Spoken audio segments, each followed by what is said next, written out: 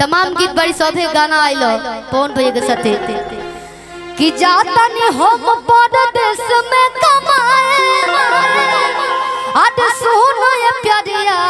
हो कि जाए के न पारे बाजार से लियावे आज तर करिया हो तो बोलो काका हम कह दी रोपनिया जा सब्जी के सीजन चलता ठंडी के टाइम बा हाँ बाजारे घाटे जेबू तो ठंडा लग जाए कहता नहीं कैसे कैसे तो बोलो काका हम कह दे रोपनिया जा तो 3 कट्ठा अलुआ 1.5 कट्ठा भंटा तू 1 कट्ठा बूदी हो धनिया जा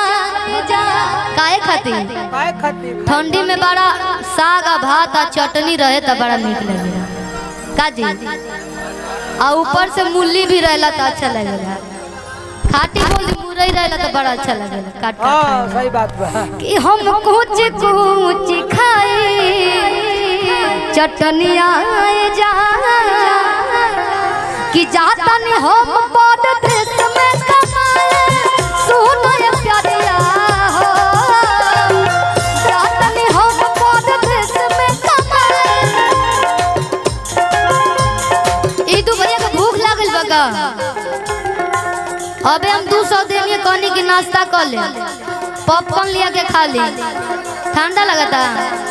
दुनिया के और चादर मिलल बा अभिषेक भैया कहाँ बने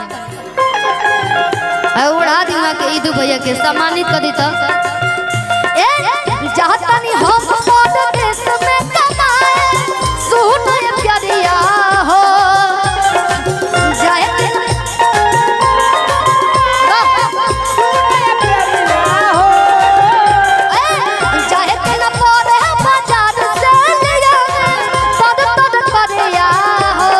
काका हम कदी रोपनिया जा 3 कट्ठा अलुआ 1.5 कट्ठा भंटा 3 कट्ठा अलुआ 1.5 कट्ठा भंटा तू 1 कट्ठा बूदी हो धनिया हम कुछ खाई चटनिया जा तू 1 कट्ठा बूदी हो धनिया जा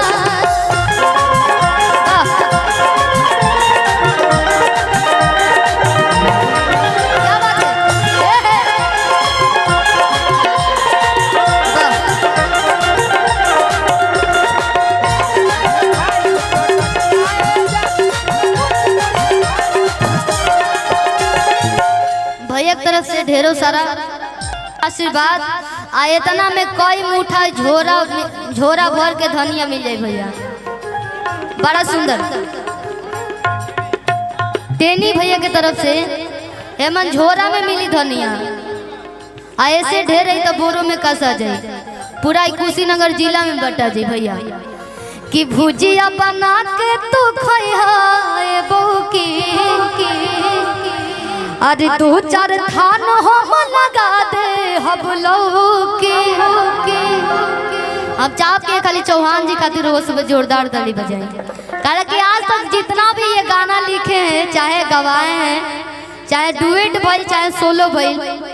आप लोग लगभग 19 से वो गाना सुनत नहीं 19 से लगातार जितना भी और ऐसा ना होला कि वो गाना में अश्लीलता हुई चाहे केहू भी लिखे वो गाना में अश्लीलता होके ई ना रहेला भैया कहे बा कि भुजिया बना के तू खई होए बहू की 2-4 थान हम लगा दे हम लौकी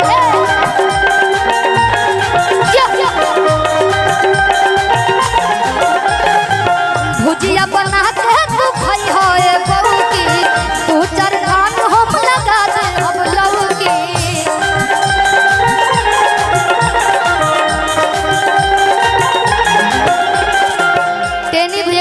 फिर से ढेरों सारा आशीर्वाद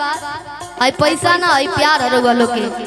कहते कैसे घेवड़ा करैली तो रोही हो राजा जई हो तू हमरा लबोही हो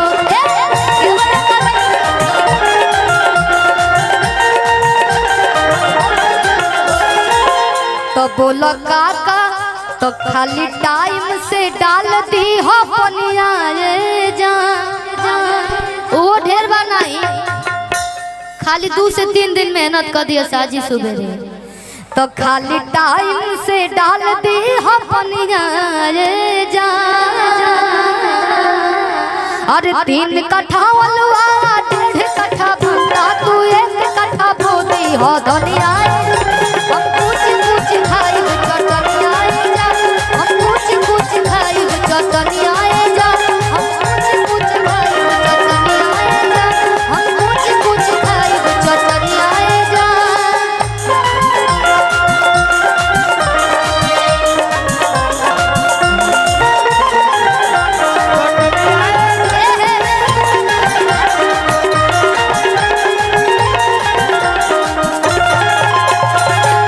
और सिवाय कंपनी के ऑनर की तरफ से यानी अभय सर की तरफ से यहाँ के कुशीनगर में ले बनी जमीन और जब लगावे जाता नहीं कोबिया भंटा ओकरा खातिर ढेर सारा पैसा मिलल बा और टेनी भैया की तरफ से रोवा ना के 2-4 बीघा बोदी टेनी भैया हमने के यही का बेचवा दे जी धनिया एक खाली बोलाए लगा दे मार्केट जितना लोग आए उतना लोग खरीद के लेके जाए कि आटा चाउर से तो भरल बघरवा अरे बोदत बहन मोर चाटा मटरवा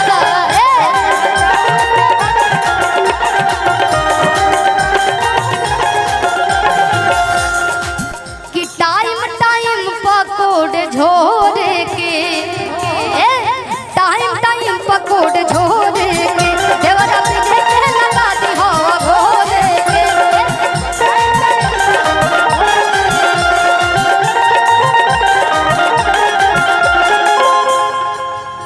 दीपक सिंह मैंने टेनी भैया के चेला कहीं का सीधे चेला के तरफ से ढेरों सारा आशीर्वाद दीपक भैया टेनी भैया के चेला की तरफ से ढेरों सारा आशीर्वाद टाइम पकोड़े झोरे देवरा पीछे के लगा दी हो गोरे के